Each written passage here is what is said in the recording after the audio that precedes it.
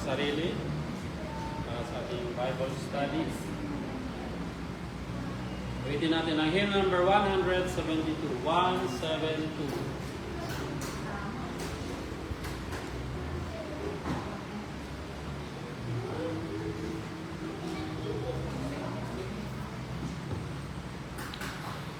God be the glory.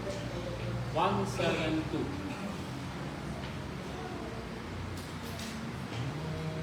To God be the glory, great things He has done. So loved He the world that He gave us His Son, who yielded His life and atonement for sin, and opened the light gate that all may go in. Praise the Lord, let the earth hear His voice. Praise the Lord, let the people rejoice. Oh, come to the Father through Jesus the Son, and give Him the glory, great things He has done. Oh, perfect redemption, the purchase of blood, to every believer, the promise of God. The vilest offender who truly believes, when buried with Jesus, a pardon receives. Praise the Lord, let the earth hear His voice. Praise the Lord, let the people rejoice.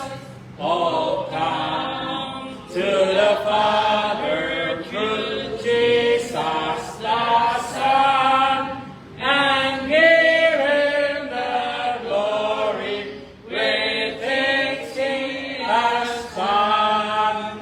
Great things He has taught us, great things He has done, and great our rejoicing through Jesus the Son.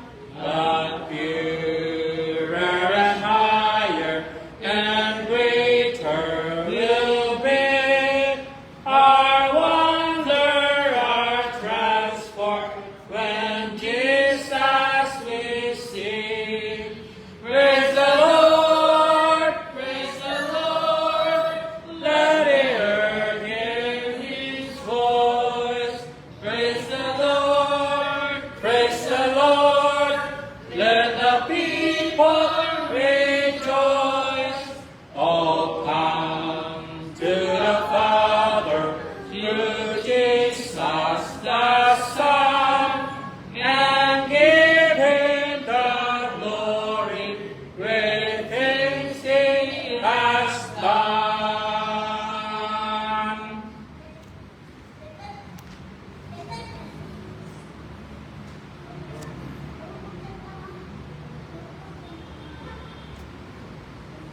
Sa kabila, 170. 170.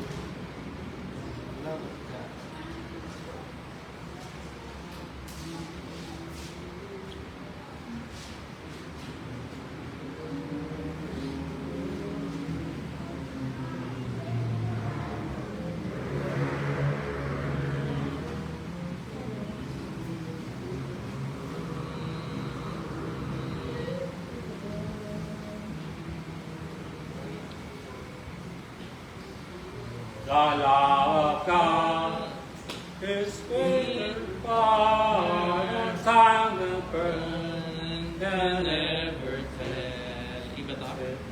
Siya. Ibang love of God to. Ha? The love of God is great. Hindi ko rin alam to.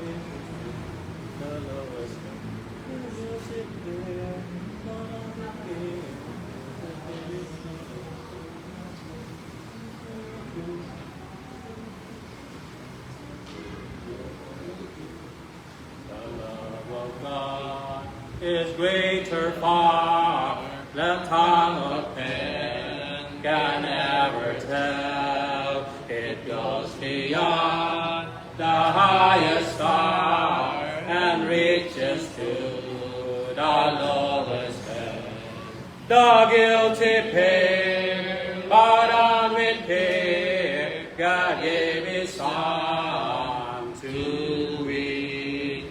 His erring child, irreconciled and pardon from his sin. The love of God, how rich and pure, how measureless and strong. Pwede ka nagtong yan. 2. Wala tayo sa tono. First time ko nagkakain dito. Iba yung isang dalang of God eh.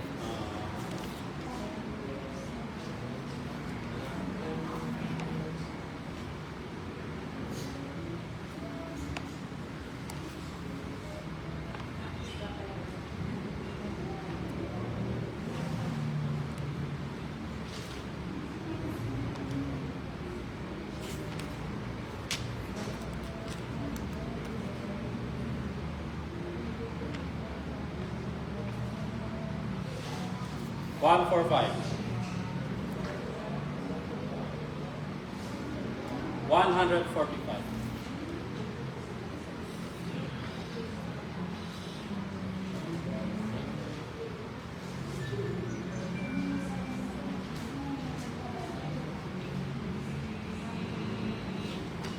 There is a name I love to hear, I love to sing its word.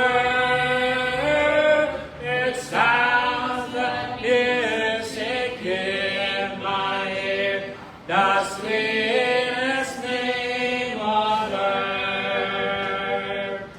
Oh, how I love Jesus. Oh, how I love Jesus. Oh, how I love Jesus. Because He first loved me. It tells me of the Savior's love, who died to set me free. Tells me of His precious blood, the sinner's perfect plea. Oh, how I love Jesus. Oh, how I love Jesus. Oh, how I love Jesus. Because He first loved me. It tells someone whose loving heart can fill my deepest wound. In its sorrow bears a part that man can bear below. Oh, how I love Jesus. Oh, how I love Jesus.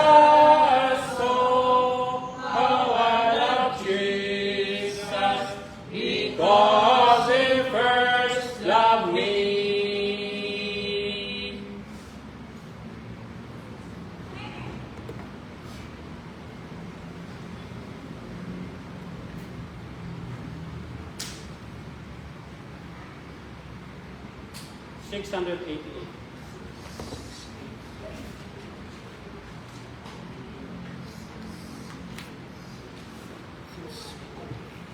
Tayo pa tumayo.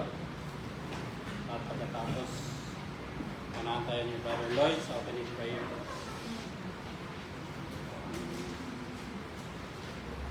Six, eight, eight. 680.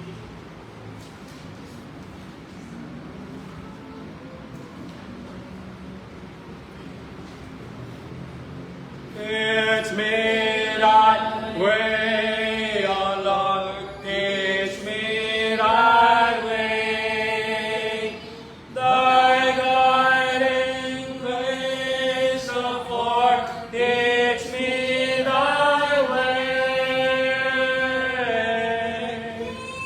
Help me to walk aright, more by faith, less by sight. Lead me in heavenly light, teach me thy way. When I am sad and dark, teach me thy way. When earthly joys depart, teach me thy way. In hours of loneliness, in times of dark distress, in failure or success, teach me thy way. When doubt and fears arise, teach me thy way. When storms o'erspread the skies, teach me thy way. Shine through the clouds and rain, through sorrow, toil and pain. Make the my pathway plain. Teach me thy way. Long as my life shall last, teach me thy way. Where my life be cast, teach me thy way. Until the race is run, until the journey's done, until the crown is won, teach me thy way.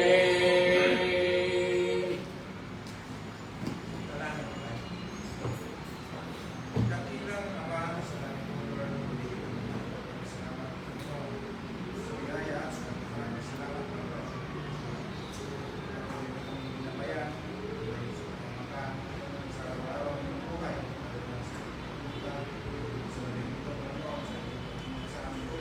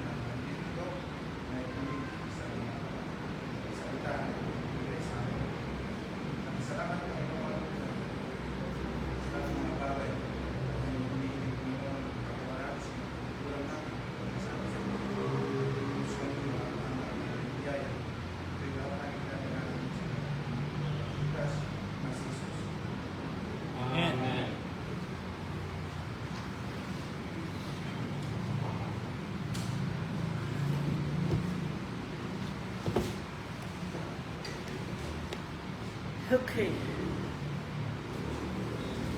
Lakas ng boses ni nahingibawang boses ni Ash. Good evening everyone. Good evening Ash. Ayan. Okay. Pagpatuloy po natin ang ating pag-aaral sa aklat ng Pilipos. So, kung mayroon po kayong mga Biblia, buksan niyo po yung mga aklat sa chapter 1, Philippians chapter 1.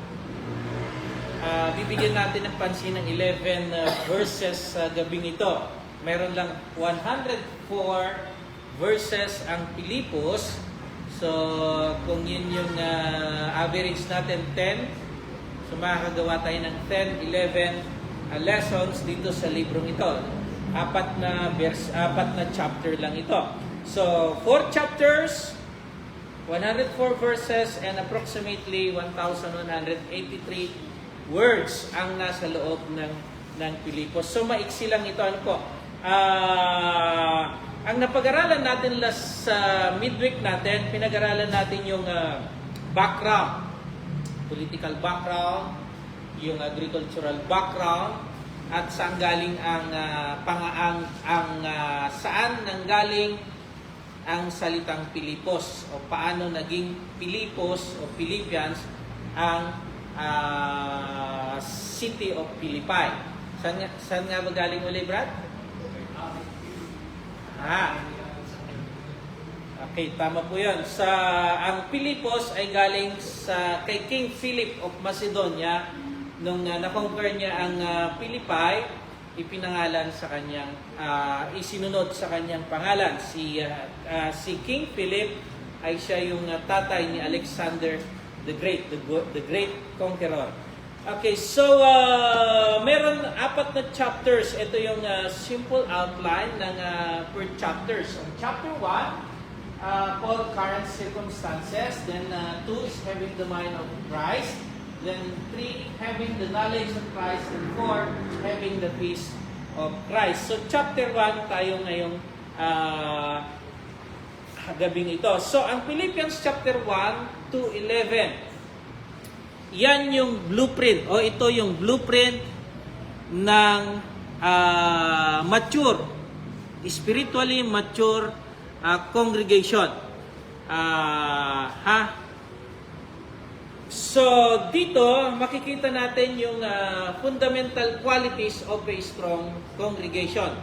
When we say congregation, kagaya ng EDSA, ito ay congregation. So makikita natin dito yung characteristic or fundamentals or foundation ng healthy congregation. So number 1, makikita yun sa verse 1, yung humbleness ng mga membro.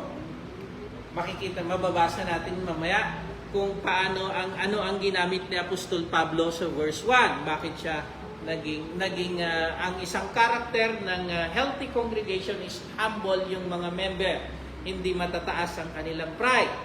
Then verse 1 pa rin, ang karakter ng isang mature na congregation, healthy congregation, yung mga member ay faithful, of course, yung leadership nila. Then yung mapagpasalamat ng mga membro. Then, yung partnership of the gospel, hindi lang yung preacher yung gumagawa, kundi partnership, it means fellowship o pakikisama sa pangangaral o pagbabahagi ng ebanghelyo ng ating Panginoon, yung pag-i-spread ng magandang balita. Then, yung patuloy na paglago ng bawat membro. So, yan isang karakter ng healthy congregation. Then, of course, yung Christ-centered love. So yan, al-anim, yung makikita natin na karakter ng isang healthy congregation. Humble, faithful leadership, thankful heart, gospel partnership, then continuous spiritual growth, and Christ-centered love. Okay, so, umpisahan natin sa verse 1. So, verse 1, ano yung, Sister Rosemary, pakibasa ako. Verse 1, Paul and Timothy, bondservants of Jesus Christ, to all saints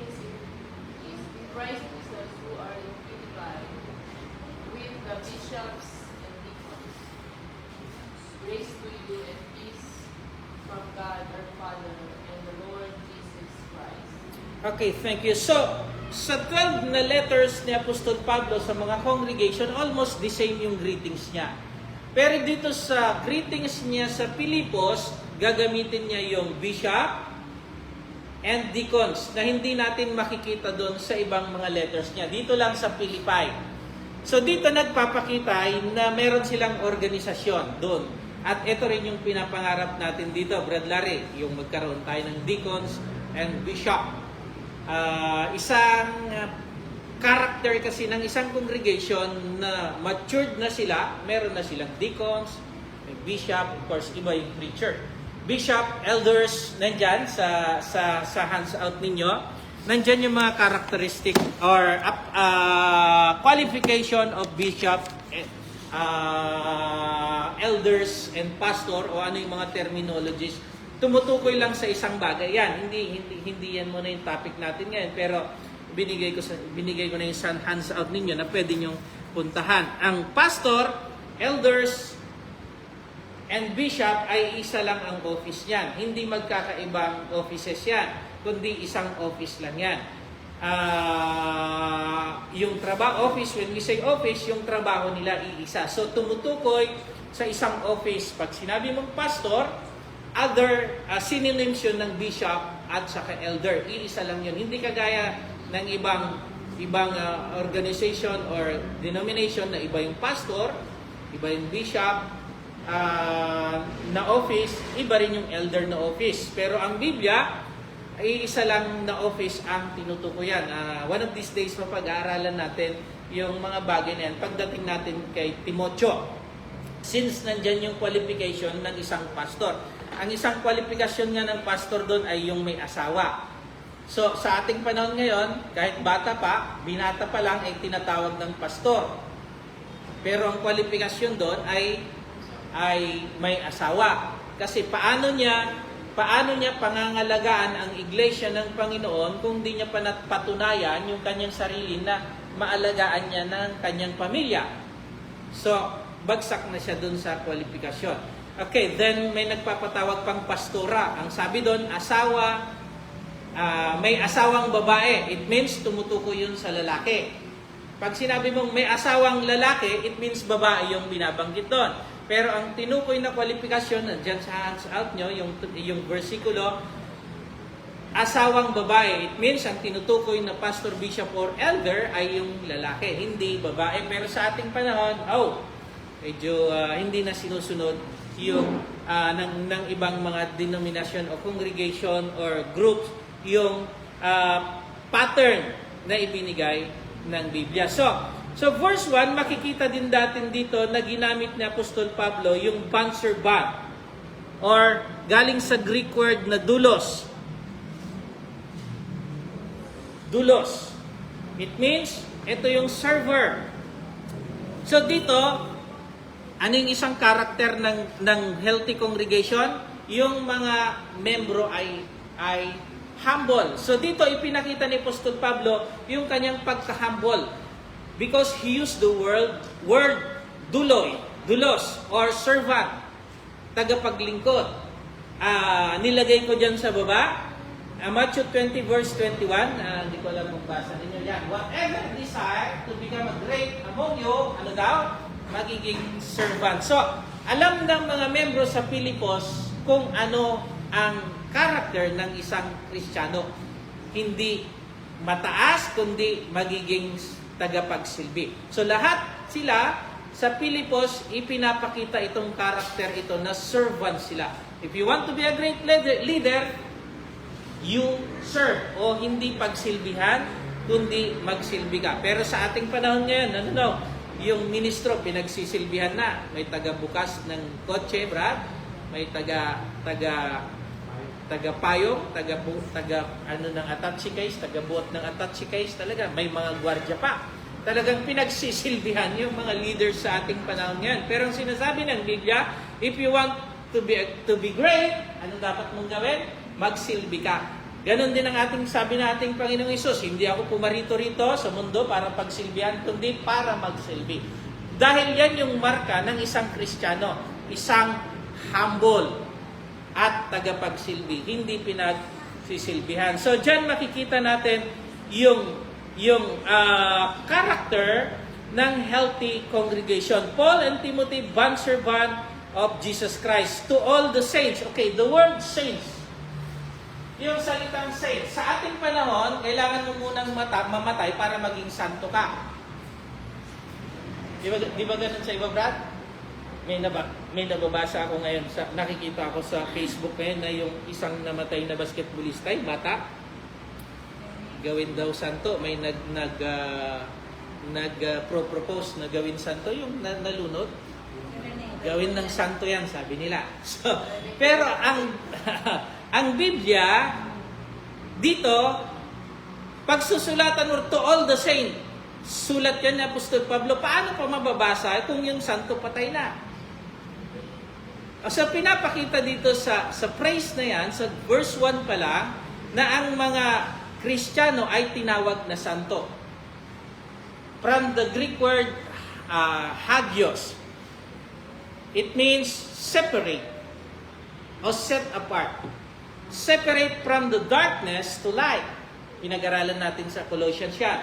Colossians 1 verse 14, you are translated from the kingdom of darkness to His marvelous light. Separate.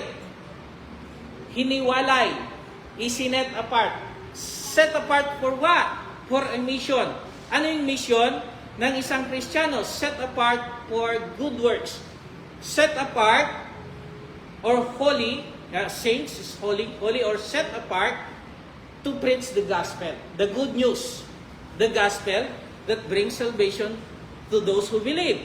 Yan yung ibig sabihin ng saints. Hindi yung patay na para maging santo ka, Brad. Hindi yun ang ibig niyang sabihin. Saint, it means sanctified. Na-sanctify na kayo. Na-sanctify na kayo. O na-set apart na kayo. You are separated from darkness. God translate you to His marvelous light. So, yan ang ibig sabihin ng saint. Saint in kanino? Saint in Christ, ha? Yan o. Oh. Nawala yung saglit. Bullet yung lumalabas sa akin. Saint. Saglit lang. Gusto ko ng sulat eh. Ayaw niya. Ayaw yung masulatan. Ba't tayong masulatan? Bullet lang yung nilalabas niya. Okay, saint in, ayan, nandiyan na. Saint in Christ, kay Kristo. Mga sineperate kay Kristo. Yun ang ibig sabihin ng saint. Set apart in, the word in in Christ. It means you are in the body of Christ. Because Christ is the head of the church. And the church, Christ, the body means the church. Okay, then dito makikita yun din yung bishop and deacons. So, number one characteristic of healthy congregation, yung meron silang faithful leadership. Yan, may bishop na sila, may deacons na sila. Okay, then nilagay ko yung next. Yan. Hagios, nandyan pala. Yung all saints means hagios. It means is set apart. Holiness in both a position and responsibility. You are set apart.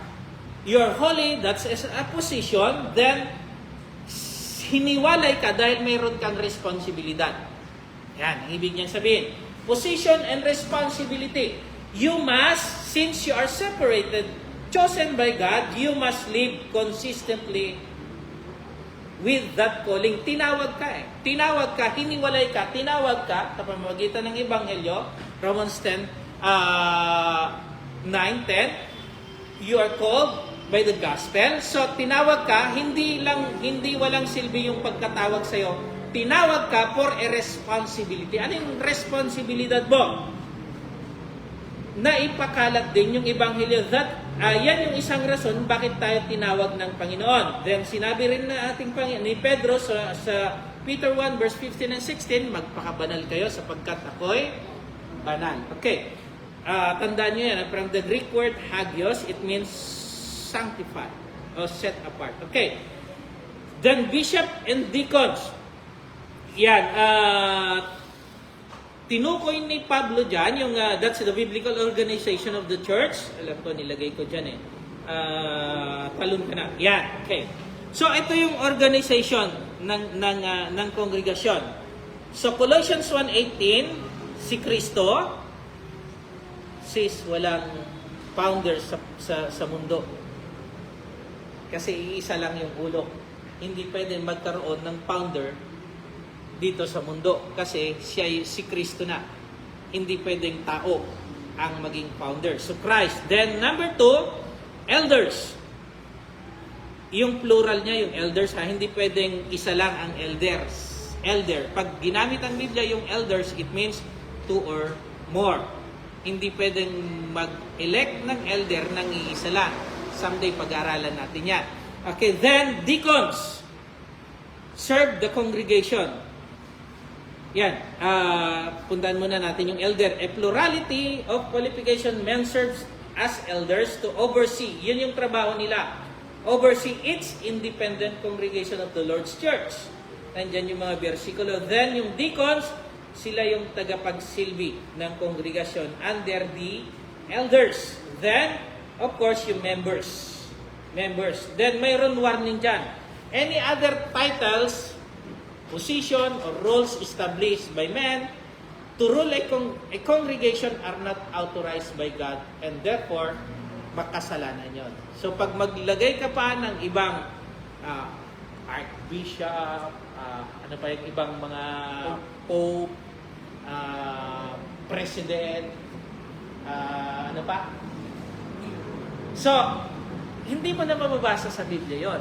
Yun na ay man-made organization na hindi na nakapattern sa kwalifikasyon na ibinigay ng Diyos sa Biblia. So, yan lang yung makikita na biblical pattern ng organization sa loob ng iglesia. Christ is the head, hindi tao, hindi founder ang tao, kundi si Kristo. Then elders, yung elders, tinatawag din yan bishop or pastor. Iisa lang yon. Then yung deacons, members. Okay, so, tuloy natin. So, verse 2, yung grace and peace. Gusto ni Apostol Pablo na matanggap nila ito, yung grace and peace. Yan. Paul wishes for them to receive. Sumainyo. Dahil dito sa salitang ito, sumainyo nawa. So, that's Paul's wishes to them. Na magkaroon sila ng grace and peace. Ano ba yung grace? Or from the Greek word charis o charis. It means unmerited favor we receive from God. Kung wala ka kasing grace, kung di mo natanggap yung grace na yan, Loy, wala ka rin kapayapaan. Kaya magkasama yung grace and peace. Hindi mauuna yung peace tapos yung grace. Hindi. May kapayapaan ka na bago matanggap yung grace. No. Mauuna yung grace. So peace with God only comes, ayan nandyan, peace with God only comes when we cleanse from our sin through the blood of Christ. So that, tandaan natin, yung biyaya ng Diyos ay kailangan mo munang matangkap para makapag-reconcile ka sa ating Panginoong Yesus. So, the word seek peace through politics. Yan yung nangyayari ngayon. Ay nakadepende ang kanilang kapayapaan sa ganda ng gobyerno. Sa mga namumuno sa mundong ito. Pero ang mga Kristiyano, that's number 2, God gives peace sa pamamagitan ng ating Panginoong Yesus. Tandaan natin, na-experience ko ito, nag-business tayo, at ng mga bata-bata pa tayo, even may pera ka, Brad Loy, kung wala ka kay Kristo, hindi mo ma-feel yung tunay. Pinag-uusapan natin, yung tunay na kapayapaan. At lagi natin sinasabi, yung mga hindi bilyonaryo, hindi nakakatulog ng maganda kahit security na lahat yan, CCTV na lahat yan, naka-electric barbed wire pa sila, wala rin kapayapaan yan. Konting kaluskos lang dyan, nagigising na yan.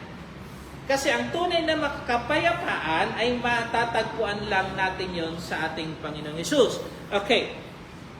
Then, verse 3 na tayo. Brad Shalom. Ako'y nagpapasalamat sa aking Diyos sa tuwing kayo'y aking naaalala. Okay, so number 3 character of a healthy congregation, nandun sa baba, healthy congregation produce thankful Christian. Laging nagpapasalamat. Kagaya ng ginawa ni Apostol Pablo dito. I thank my God. Yung consistent na pagpapasalamat. Every time I remember you. Wow. Bakit kaya? Ano yung rason kung bakit every time Paul's remembered them, he always give thanks to God. So, makikita yo doon yung number 1, a thankful God. He thanked God, not merely the Philippians.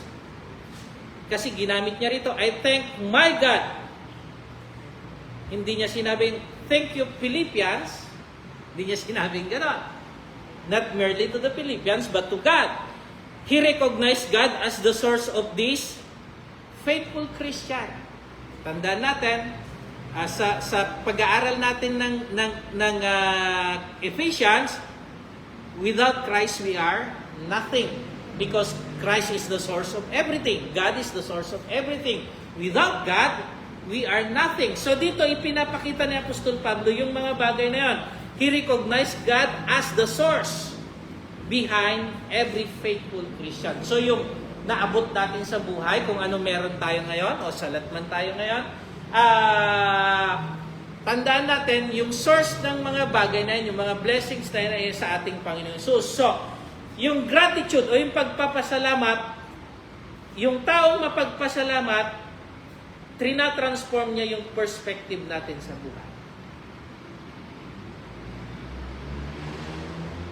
Yung iba kasi, malaki na ang naibigay, hindi pa marunong magpasalamat. So, pag ikaw ay taong mapagpasalamat, iniiba niya yung perspective mo sa buhay.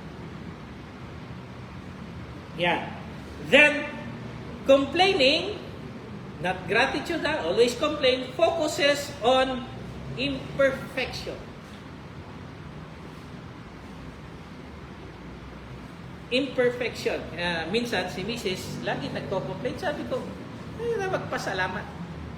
So, pag lagi kang complain, ang sabi niya, mag-focus ka sa mga bagay-bagay na hindi perfect, imperfection. Minsan nagre-reklamo, anong klaseng buhay to? Kasi you always complain. So, yung perspective mo ngayon, may iba. Wala kang contentment. Kasi lagi kang complain. Malaki man o maliit, complain ka. Meron o wala, complain ka pa rin. So nakikita mo yung mga bagay-bagay na imperfect, na hindi perfect o incomplete.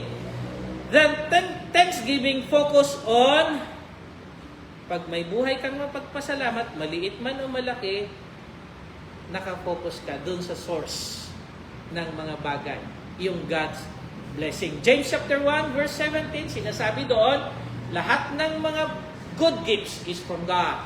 Every good gift and every perfect, ang ginamit dyan, gifts is from above. Even our children, our kids, they are, kung bingot man, Brad, halimbawa, or hindi perfect yung anak mo, that's a blessing, still blessings from God.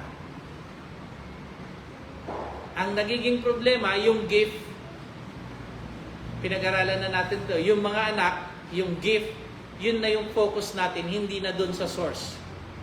Kaya yung relationship ng pamilya minsan, mawala ka na, wag lang yung anak ko. Napabayaan na yung gift. Gift lang yan, anak mo. Hindi yan yung sentro ng buhay mo. Sentro pa rin yung relationship nyo at sa Diyos. Relationship yung mag-asawa, lumayas ka na, wag mo na isama yung anak ko. So ano na yung nagiging sentro? Yung regalo na ng Diyos. Yung gift na ng Diyos. Ano bang purpose ng gift? Para sumaya yung pagbibigyan mo? Hindi magiging sentro ng relationship ninyo. Alagaan mo lang yung gift na yan. They are not center ng pangkalahatan or even your relation sa marriage. Then Thessalonians 5:18, in everything, Look at that word. In everything, lagi kang magpasalamat. Everything. Then, 3:15, maging mapagpasalamat. Be thankful.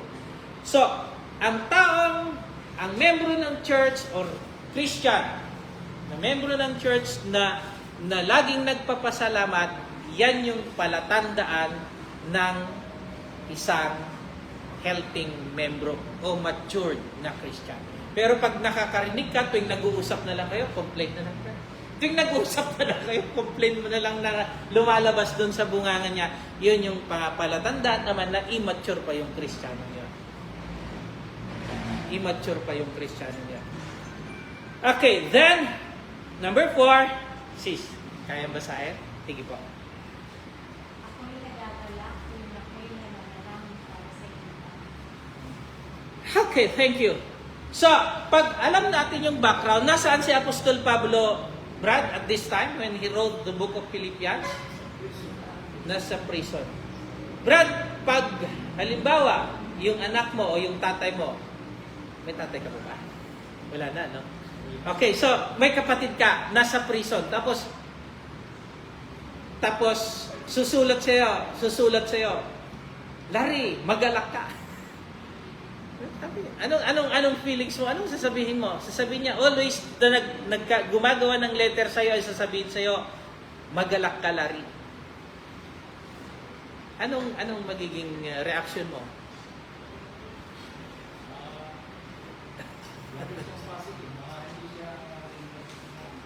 Ikaw yung nag-aalala sa kanya at sa kanyang pamilya. Of course, nalulungkot ka dahil nakulong. Tapos magsusulat sa'yo, magalak ka, matuwa ka. Parang hindi siya tawag doon, anong term na gamitin natin, hindi healthy. Hindi maganda kasi siya na ngayon nasa kulungan, brad eh. Tapos, kayo na nalulungkot dahil sa kanya, nakulong yan dahil sa iyo eh. Dahil sa mga Kristiyano sa Pilipay, nakulong dahil sa lahat ng mga Kristiyano na pangaralan niya. Nakulong dahil sa inyo. Tapos, syempre, dahil sa iyo na, ikaw yung reason kaya nakulong, ipinangaral sa inyo ang Ebanghelyo, nakulong, dahil sa pangaral sa inyo, nakulong, syempre, malulungkot ka. Because you are the reason kung bakit siya na-in prison. Then, sasabihin niya sa'yo, susulat, magalak ka. So, parang hindi maganda. Pero, sinasabi niya dito, pinapakita niya na nagagalak siya, always ang ginamit palagi. So, kaya yung number 1 natin dyan, Paul, attitudes toward prayer is continually. Because the word always doon. Then 5:17, ano yung nakalagay sa 5:17 ng Thessalonian? Pray without ceasing. So, nandun pa rin yung word na always or continuous prayer. So, that's the attitude of Apostle Paul, continuous prayer. Then, yung number 1, he prayed for other consistently. Kasi ginamit niya yung nagagalak tuwing ako'y nananalangin para. Ayan. Para sa inyong lahat. So, pray for other consistently. So, pag nananalangin kayo, kunin natin yung attitude ni Apostol Pablo na ipanalangin din natin yung iba. Ipanalangin din natin yung iba. Then, hindi lang once, twice, but continually. Then, another attitude, yun yung key findings dito, Paul's attitude toward prayer. Number 3, his prayers were filled with joy.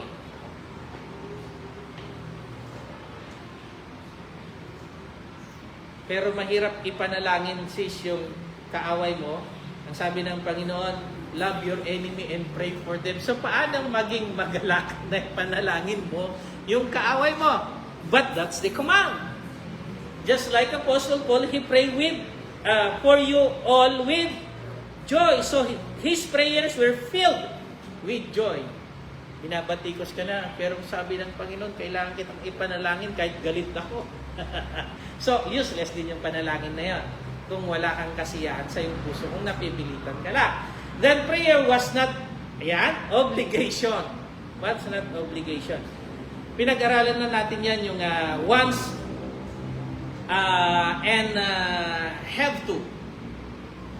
Yung ginagawa mo dahil gusto mo, Yung isang side naman, ginagawa dahil kailangan. So, ginagawa mo dahil kailangan, hindi counted sa Diyos yun. Ginagawa mo yung umattend ng Bible study every midweek dahil gusto mo, hindi dahil sa kailangan or command. And even magbaptize ka, kung hindi sa puso mo, useless din yun. Even magsamba ka, kung hindi sa puso mo, useless din yun. Kasi kailangan, nandun yung pananampalataya, it means gusto mo yung ginagawa mo. Dahil lang, sabi ng Hebrews 10 verse 6, 11:6, ano sabi doon? Without faith, without joy in your heart, without faith, it is impossible to please God. Hindi mo rin ma-please ang Diyos. Even nagsasamba ka, nagbabasa ka ng Biblia, pero wala sa kasiyahan sa puso mo, useless lahat yung mga bagay na ginagawa. Kasi you cannot please God. Without faith, it is impossible to please God. Okay, then, number 5, prayer was not his emergency plan. Kasi pag emergency, hindi na continuous yung prayer mo kasi gusto pag minsan-minsan na lang. Then, number 6, prayer was his, look at that word, lifestyle. Kumbaga, nasa dugo mo na yan. Nasa dugo mo na yan. Automatic na lang yan. Pag gising mo na umaga, pray. Bago matulog, pray. Pagkain, pray. Nagiging automatic na siya. Okay. So, 1 Timothy 2:1, I urge them, first of all, that petition, that's a part of a prayer.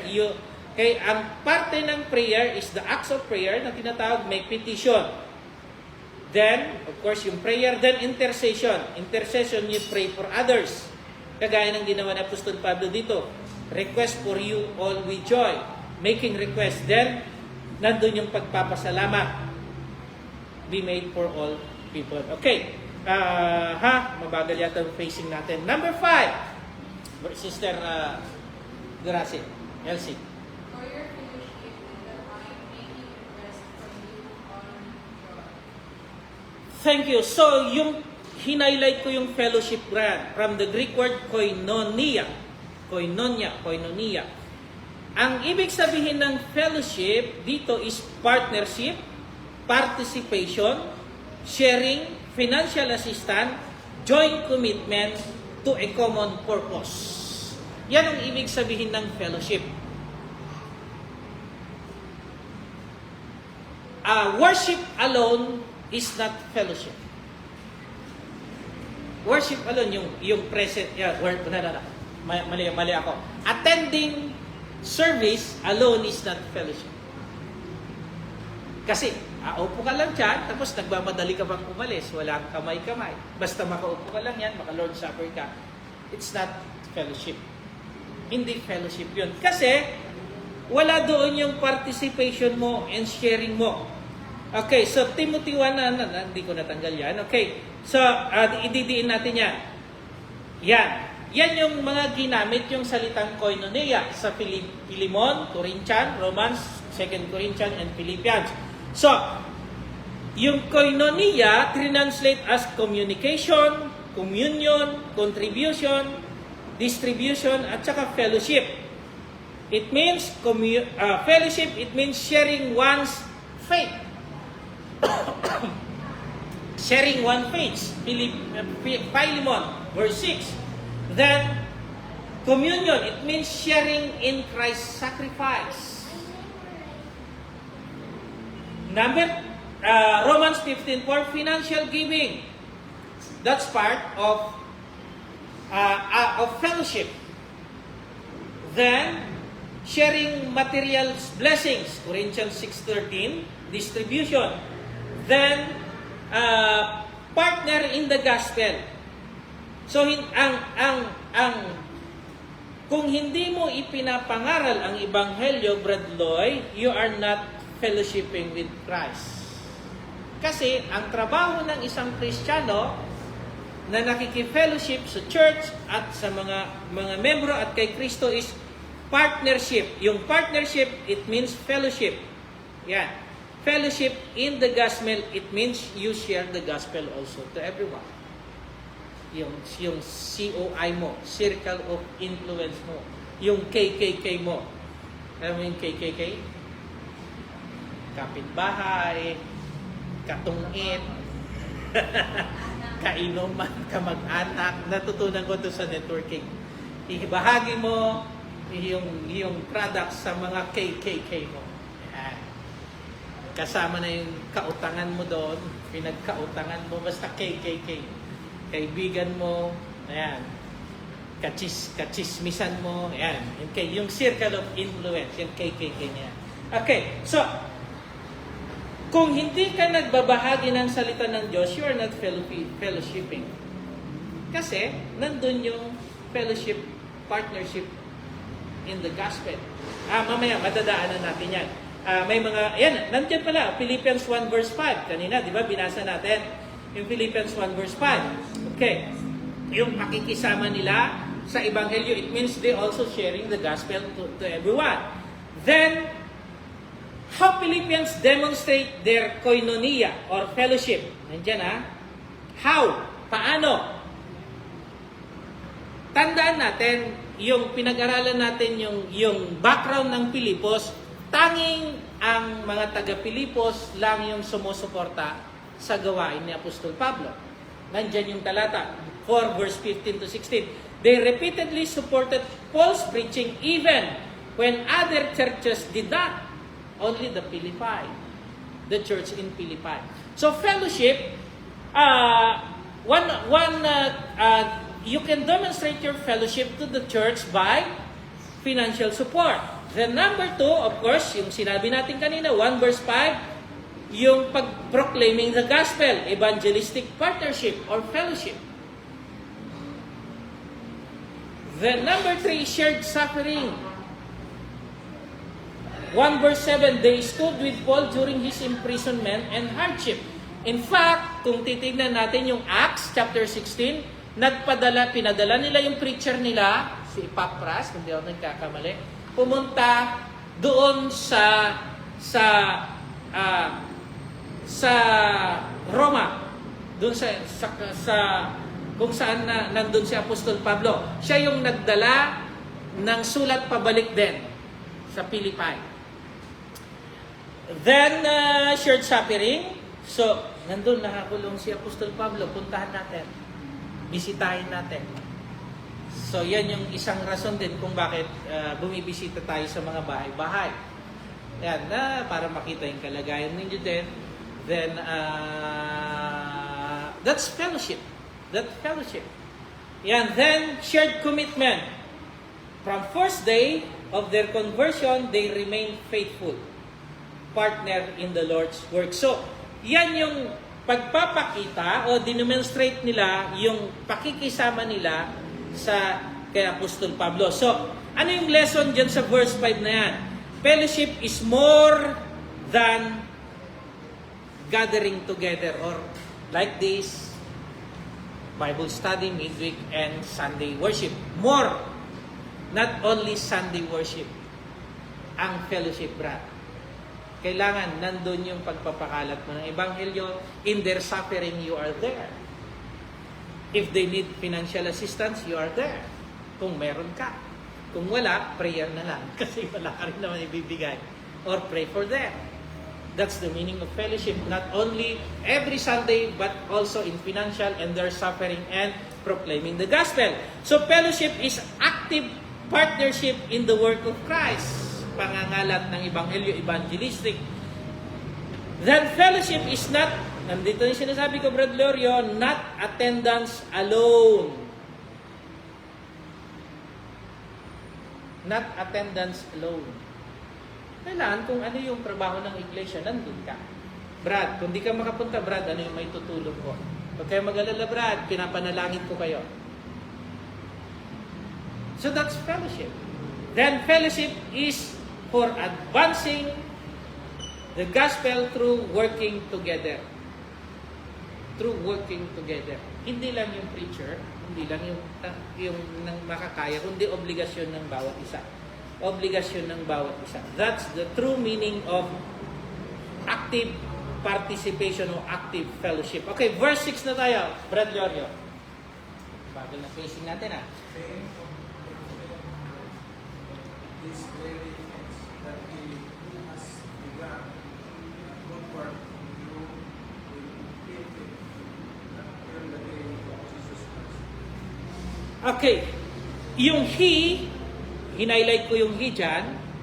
He, it pertaining to God. Being confident of these very things that He, God, who has begun, tignan nyo began, siya yung nagsimula, the good work in you will complete. Hindi niya tayo papabayaan. Hanggang kailan? Until the day of Jesus Christ. Parang ganito yan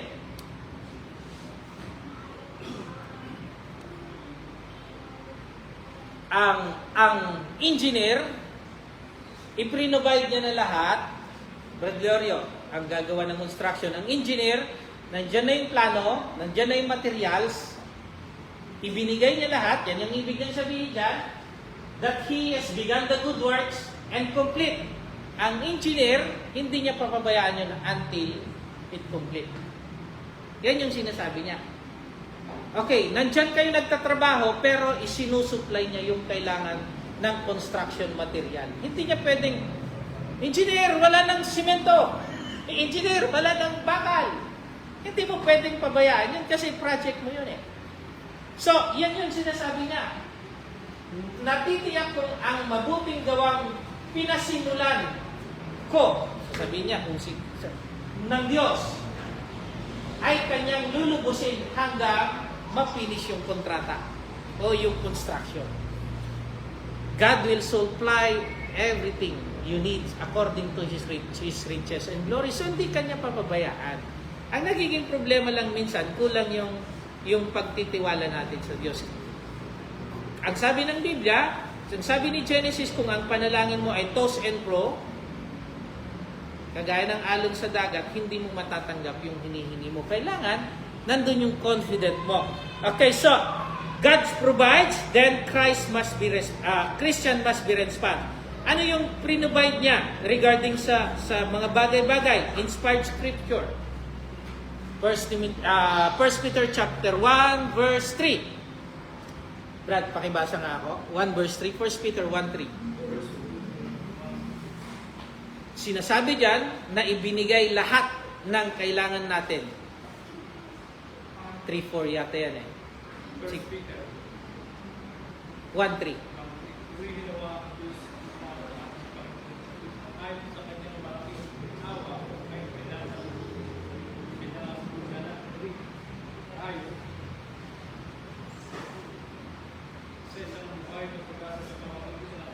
Second Peter 1:3. Parang mali ako dun Ayan, tama yan.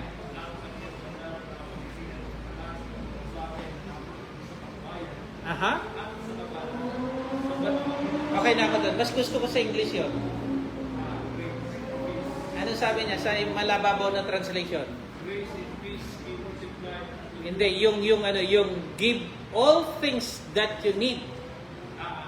According to His divine power, and given unto us all things that pertain unto life and godliness, the knowledge of Him that He has called us to glory. Okay na. Provide or give all things that we need. Yan. Sa paanong paraan? Nandyan, di ba naka-highlight yan? Through His inspired word. His grace, His providence care, and opportunities for spiritual growth. Muli, balik tayo dun sa engineer. Alangan si engineer ay magtatayo ng building tapos dyan kayo magtatayo, pababayaan ka na. Hindi. Susuplayan ka ng kailangan mo. Di ba ganun ginagawa mo, Brad Lloyd? Simento nandyan. Kulang ng tao, dagdag ng tao. Ano ba yung kulang? Pintura, dagdag. Ganon ang Diyos. Ganon ang Diyos. Being confident, tignan mo, gaano katiyak si Apostol Pablo. Being confident of this very thing that He, pertaining to God, ulitin ko lang, who had begun good work in you ang ginamit sa inyo, will complete. Hindi niya tayo pababayaan. Until kailan? Until the day of Jesus Christ. Yung until the day, until judgment day yan. Until judgment day yan. Hanggang pagbabalik ng Panginoon. Siya yung nagsabi, Brad, kailangan natin maging confident din dyan. Then, obedience of God's word, maging obedience tayo sa kanyang mga salita, maging faithful tayo, maging perseverance tayo, then, magkaroon tayo ng spiritual discipline. Without spiritual discipline, hindi natin ma-obey, masusunod ang kagustuhan ng Panginoon. So, verse 6, ang sabi dyan, lesson for us today, para sa verse 6, God never abandoned the work He began in faithful Christian. Hindi kanya iiwan. Ikaw, maaring iwan mo siya, pero siya hindi kanya iiwan. Kasi, hindi na faithful ang Diyos pag iniiwan ka. Pero minsan, sinasabi natin, nasaan ka nung kailangan kita? Iniwan na ako ng Diyos. O kakantahan mo pa, natutulog ba ang Diyos? Hindi. Tayo lang yung lumilihis sa Kanya. So, spiritual growth is lifelong process of transformation. Lifelong, continuous yan. The Christian life is not momentary decision, but continual pursuit of holiness. Kagaya ng mga taga-Pilipos. So, every believer should continue growing in faith until be faithful until death, and I will give you the crown of life. Hindi lang ngayon, bukas, makalawa, kundi hanggang nabubuhay tayo sa mundong ito. Kaya minsan, yung ibang preacher sinasabi, retired na ako, Brad, di na ako nangangaral. So, Brad, may problema sa ganon. Kasi ang sinasabi ng Biblia, until hanggang buhay ka. Brad, hindi na ako nag-preach. Ibig sabihin, napagod ka mag-preach. Kasalanan niyo, Brad. Kasalanan niyo. Kasi yun yung purpose ng kaya tayo nilalang ng Diyos. Okay, then, mature Christian, parang may namiss akong isa. Oops. Namiss tayo. Okay. 6. Ayan, 7, 7. Okay. Yung defense, gospel confirmation. So, ibibilisan ko lang ng konti. So, yung dito, ang mga Kristiyano, kailangan mong alam mo yung Biblia mo. Kasi, hindi mo madidepensahan yung pananampalataya mo, yung doktrina ng Diyos, kung hindi mo alam yung Biblia mo. So, trabaho ng isang Kristiyano na kagaya nangyayari sa Senado ngayon, paano ka makadepensa kung hindi mo pinag-aralan yung kaso? So, the same with the Bible. Paano mo may depensa yung kaligtasan mo kung hindi mo alam yung Biblia? So, obligasyon ng bawat isa na depensahan ng kanyang pananampalataya. At yung Biblia, ang sabi niya dito, just as right for me to think this of you all, because I have you in my heart, inasmuch as both in my chain and in defense and confirmation of the gospel, you all partaker with me of grace. So, ang trabaho natin is to proclaim the gospel, Marcos 16:15, protect the gospel, content ang ginamit ni Jude, then those who contradict, you must defend your doctrine. Refute ang ginamit dyan. So, yan yung trabaho natin. The gospel will require both, hindi lang service, kundi you proclaim the gospel, you protect the gospel. Proclaim and protect. Tawagin ko pa yung preacher ko. Ibig sabihin, hindi ka nag-aaral. Brett, tatanong ko muna sa preacher namin, hindi ka nag-aaral. Bakit? Hindi mo dinedepensahan yun. Hindi mo alam depensahan yung pananampalataya mo. It means, hindi ka nagbabasa ng Biblia mo. Nakaasa ka lang lahat doon sa preacher. So, pagdating ni San Pedro, tatanungin, bigyan mo ko ng rason, papapasukin kita sa langit pag namatay ka na. Hindi, tanong ko muna sa preacher ko. Wala na. Hindi mo alam iprotektahan yung pananampalataya mo. Proclaim. Paano mo may pro-proclaim kung hindi mo alam may proteksyonan, hindi mo madepensahan yung pananampalataya mo? Basta alam ko, bro, basta mag-baptize, makinig ka lang. So, hindi mo alam. Okay. Then, mature Christian, of course, nandun yung love. Love without doctrine become compromise. Doctrine without love become harshness. So, kailangan they go together. Love, nandun yung love at saka yung alam mo yung doktrina, kaya mong protektahan yung doktrina na tinanggap mo sa Panginoon. When we say doctrine, that's the teaching of Christ. Wala tayong sariling doktrina. Wala tayong sariling doktrina. Yung doktrina natin, yun yung doktrina ng ating Panginoong Jesus. So verse 8, God is my witness. Ano yung desire ni Apostol Pablo? The word desire or pananabik. Ano yung desire ni Apostol Pablo sa kanila? Number 1, their continued spiritual growth, their faithful fellowship in the gospel, and their perseverance for Christ. Yun yung desire niya. Yung magpatuloy silang lumago. Yan din yung desire ng Panginoon sa bawat isa sa atin. Yung magpatuloy na lumago sa ating pananampalataya. Yan yun. Saksi ko ang Diyos na ang pananabik ko sa inyo na lahat kagaya ng pagmamahal sa inyo ni Kristo. Yan yung desire ng ating Panginoong Hesus, desire ng Apostol Pablo, at desire din ng bawat isa sana sa atin. Okay. Yung 9, 10, 11, yan pinagsama ko na yan. Yan yung nilalaman ng prayer ni Apostol Pablo. 9, 10, and 11. Hindi na natin mabasahin yan. Okay, nandyan yun.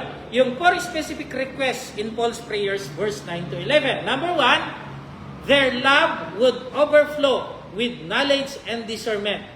Yan yung nakalagay sa verse na. It is my prayer, sabi ni Apostol Pablo, that your love abound or overflow or sumasagana sa Tagalog. Yung pag-ibig nyo ay lalong sumasagana o dumadami. Hindi kumukunti. So that's one of the prayer of Apostle Paul. Kasi, ang sabi kanina, love, a doctrine without love is useless. So, kailangan sumasagana yung pag-ibig because God is love. Those who don't know how to love, they don't know God. John chapter 4, 1 John chapter 4. Number 2, that they would choose what is best or excellent ang ginamit, verse 10. So that you may approve ang ginamit. What is excellent? Then, ang prayer ni Apostol Pablo, 10b, verse 10, that they would live pure and blameless lives. O lives. So pure, nandun sa verse 10, blameless for the day, until the day of Christ. So, mamuhay tayo ng yung purity, may kabanalan. Yan yung panalangin ni Apostol Pablo. Then, pang-apat, that they would be filled with the character of Christ. Verse 11, filled with the fruit of the righteousness that comes through Christ, to glory and praise God. So, filled with character. Ano ba yung character ng ating Panginoon? Chapter 2, sasabihin niya dyan kung ano yung character ng ating Panginoon Jesus. Okay, so yan yung 4 na request ni Apostol Pablo sa kanyang prayer. And of course, continuous yan. Even sa atin, yan din ang request ni Apostol Pablo ng ating Panginoong Jesus sa bawat isa sa atin. Okay, so verse 11, filled with fruit. Binanggitan natin yan kanina sa verse 11. So good fruits, tignan nyo ito. Good fruits produce good roots pala. Good roots. Ang mabuting puno ay magbubunga din ng mabuting bunga. Yan. Yan yung nakalagay kasi yung fruits dyan. Yan. Then, ano yung fruits na ito? Include Christ-like character, yung pagiging faithful natin, yung pag-serve natin, then yung mabubuting gawa, at saka yung sharing the gospel, evangelistic influence. Yan yung mga good fruits. Yan yung mga fruits of righteousness. Okay, then, tapos na. Ano yung practical lesson na makikita natin dyan? So, number 1, Christian leadership begin with humble service. Just like Paul, he was a humble servant. Greetings niya yun, chapter 1, verse 1. Timothy and Paul, a servant of God. So, Christian leadership begin with servanthood. Pero sa ating panahon ngayon, kung sino pa yung leader, leader ako, sundin niyo ako. Matapang pa. Okay, every Christian is called to be holy. Kayo maging banal sapagkat ako'y banal, sabi ng Panginoon. Then number 3, a healthy church. It means local church, congregation follow God's pattern regarding leadership and how to grow. Hindi ka pwedeng maglagay ng ibang organization na hindi pattern ng Diyos. Then genuine fellowship requires active participation, not only attending worship service o Bible study. Makipag-participate ka. Then number 5, spiritual maturity produce mapagpasalamat na buhay at laging continuous prayer, laging nananalangin. Laging nananalangin. The number 6, Christian love must guided by truth o yung katotohanan. So the Christian love is lifelong process of growth. Hindi instant. Hindi instant ang pagiging matured ng isang Kristiyano, kundi long life process yan. Okay, so Philippians 1-11, nandiyan ulit, the blueprint of spiritual mature congregation. So a congregation that practices these principles will not only remain faithful in the presence, but also prepared for the day of Jesus Christ, until the day of Christ, sa kanyang pagbabalik. Okay, so, medyo binilisan ko na. 7 lang yung planong sabi ko, baka hindi ko kaya ng isang oras. Tama nga, hindi kinaya ng isang oras. So, andyan yung healthy congregation, humble servant, faithful leaders, thankful heart, gospel partnership, continual spiritual growth, and Christ-centered love. Sana mga kapatid, may mga natutunan tayo sa ating pinag-aralan sa gabing ito. Okay, any question or additional insight sa pinag-aralan natin? Fred Loy, may tanong ka? O dagdag? Nandyan, binigyan ko kayo ng hands out. So, pero hindi lahat ng, gumamit pa ako ng ibang libro tungkol sa libro ng Epeso. Okay. Brad Larry, question? Si sister, may question? Wala. Brad Silo? Wala? Okay. So, thank you very much. Walang ibang kaklase natin ngayon. Sige Brad, isang awitin. Tayo na siguro tayo. And closing prayer si Brad Larry. Tayo na tayo. Isang kanta muna.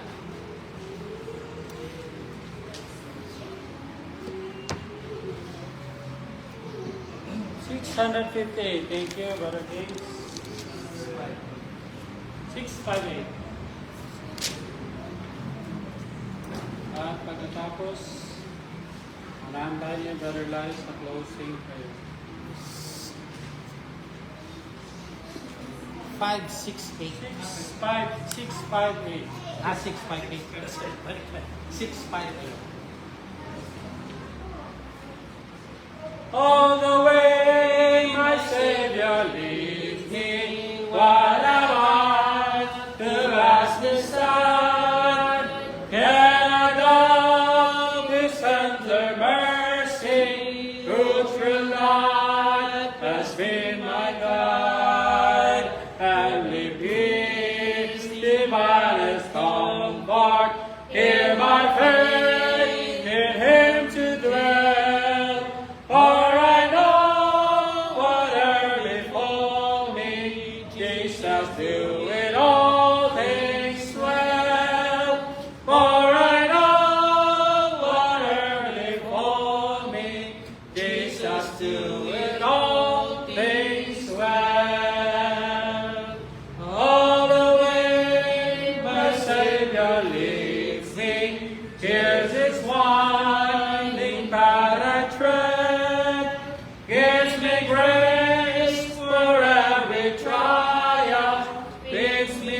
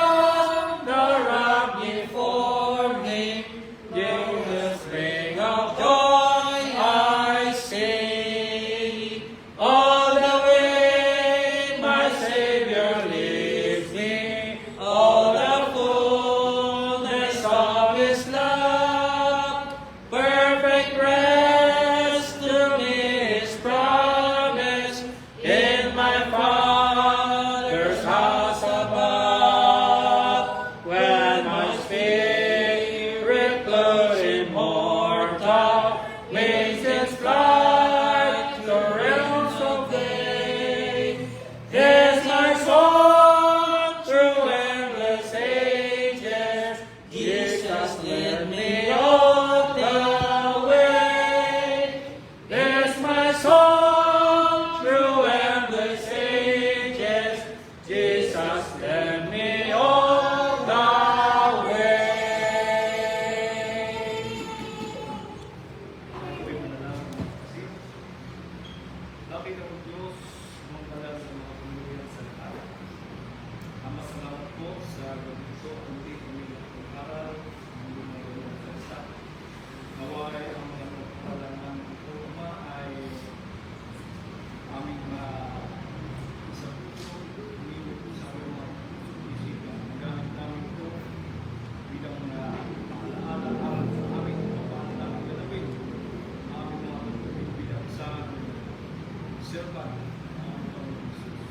Naway gawin po kami magawa namin na ang mga pagpiling sa iyong banal sa kanyang pagpapalaman sa serban. Ito ay patuloy namin ang nasa bayan, ginamit namin ito sa ayong pagpapay sa namin ng mahal, namin aming mga biyaya at pagpapala ay pagpapay ng sa bawat isa.